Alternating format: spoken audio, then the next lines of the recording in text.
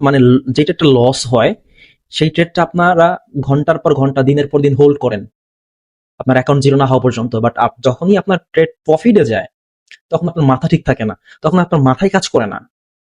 মানে আপনি কতক্ষণে আপনার ওই প্রফিটের ট্রেডটা ক্লোজ করবেন, আপনার গ্রিন দেখতেই পারেন না।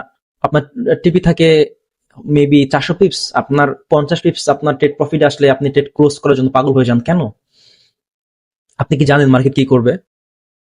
এই যে আপনি তাড়াতাড়ি প্রফিটটা ক্লোজ করতেছেন এর পেছনে রিজন আছে। রিজনটা কি?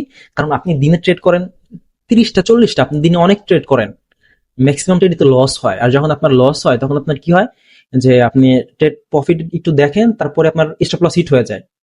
সো ওই যে আপনি পিছনে বারবার একটা রিপিট করতেছেন যে দেখেন যে আপনার ট্রেড প্রফিটে দেখতেছেন আবার দাপ করে আপনার স্টপ লস হিট হয়ে যাইতেছে। ওটা আপনার যখন আপনি আবার ভালো একটা ট্রেড নিয়ে ফেলেন তখন ওই সেম জিনিসটা চিন্তা করেন আপনি যে আমার ট্রেডটা এখন লস হয়ে যাবে, আমি তাড়াতাড়ি প্রফিট বুকিং করি।